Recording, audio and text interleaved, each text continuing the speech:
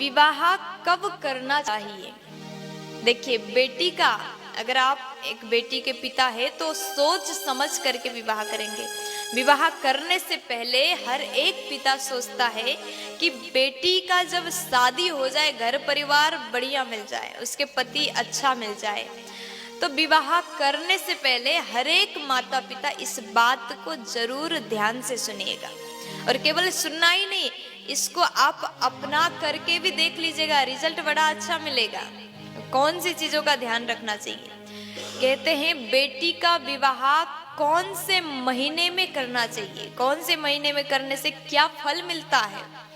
तो यहाँ पर कहते हैं कि बेटी का विवाह अगर माघ के महीना में करते हैं, माघे धनवती कन्या, बड़ा सुंदर वर्णन है महाराज। अगर माघ के महीना में बेटी का विवाह करते हैं तो जिस घर में भी बेटी जाएगी वो घर धन धान्य से भरिपूर्ण हो जाता है। बेटी के जाने के बाद वहां किसी भी प्रकार से धन की कमी नहीं हो सकती।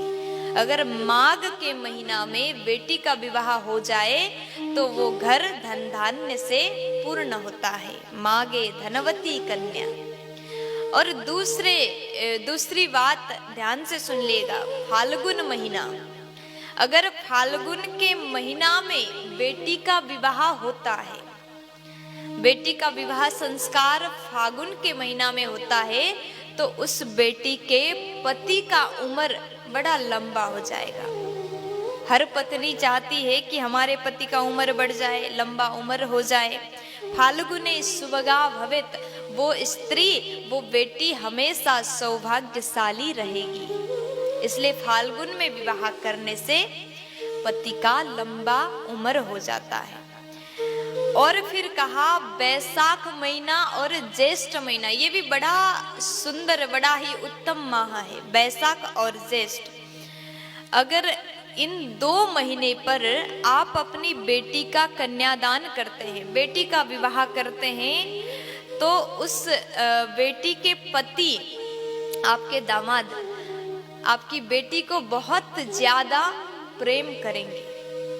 पति का प्रेम पत्नी को बहुत ज्यादा मिलता है। जैसे कि भोले बाबा को माता पार्वती प्राणों से भी प्यारी है, उसी प्रकार प्राणों से भी प्रिय दामाद बेटी को मानता है। इसलिए बैसाख और ज्येष्ठ महीना में शादी करते हैं तो ऐसा होता है। बैसाखे तथा ज्येष्ठे पति अत्यंत वल्लभा। बैसाख और ज्येष्ठ महीना में विवाह होता है तो पति पत्नी में बहुत ज्यादा प्रेम बढ़ जाता है।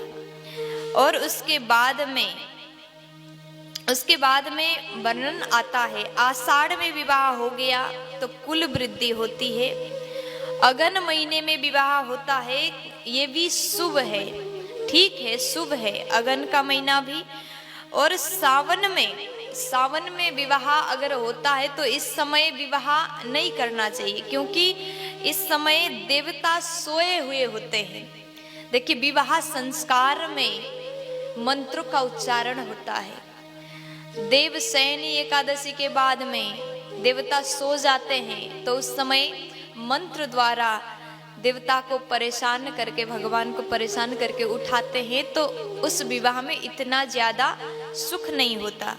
इसलिए आपको चाहिए कि बैसाख, जेठ और माघ, इन महीना पर बेटी का विवाह करें। आषाढ़ में भी कुल वृद्धि है, इसलिए जब भी बेटी का विवाह आप कर रहे हैं तो इस बात को जरूर सुनेगा। अत्यंत लाभकारी बात, लाभदायक बात हमने आपको बताया, इस बात को आप सुन लीजिए और बेटी के विवाह से पूर्व जरूर ध्यान दीजिएगा, जरूर चिंतन करिएगा। प्यार से बोलो राधे राधे, जोर से बोल दीजिए।